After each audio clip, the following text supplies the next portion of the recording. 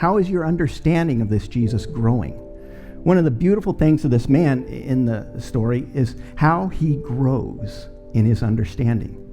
It begins very simply. Jesus comes. He may or may not have even known who Jesus was at the moment. Somehow Jesus made it clear to him. He puts his hands on the mud, sends him to the pool. The man comes out seeing, and when his neighbor said, how did your eyes, how were they open? How do you now see? He said, the man who is called Jesus. It's just human, just the man, Jesus. Think back a couple chapters, 5 chapters, to John chapter 4, where Jesus comes, exhausted from the journey, collapses beside the well, and a woman comes.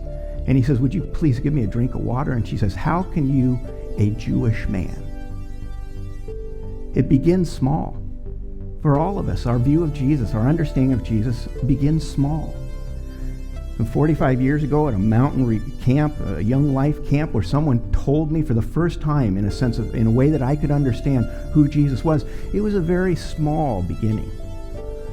It was amazing to me. Jesus loved lepers, and I understood a little bit from his talk the significance in a culture that despised lepers. Jesus broke the mold. And Jesus could heal people and touch people. And then Jesus did something magnificent for me on the cross, for all of us on the cross. And my eyes were open, but that faith 45 years ago was a little faith. It was a real faith, and it was a trusting faith, and it was a seed of a faith that has grown to this day.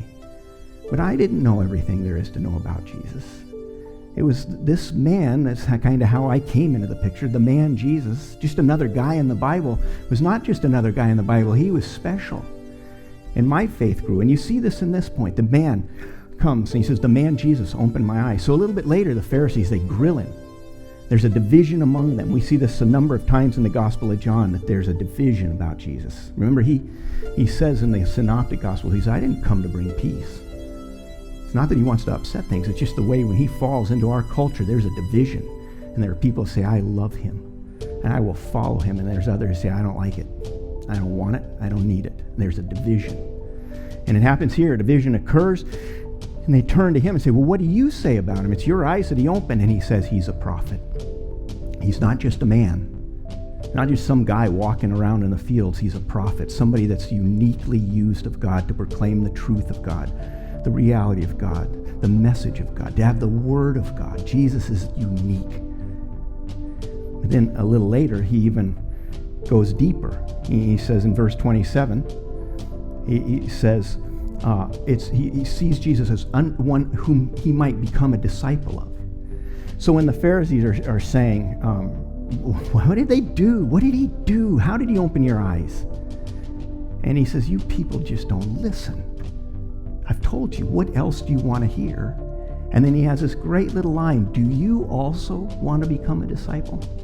In Greek, there's a negative in there. It's hard to translate. It means you don't want to become a disciple, and it means it's implied that they're going to say no. It's a question with an understanding that the answer is certainly no. He says, you certainly don't want to become a disciple like me. His words are, you don't want to become a disciple too? Do you? You certainly don't. So he is now not only seeing Jesus the man and Jesus the prophet, but somebody under whom he wants to be a disciple.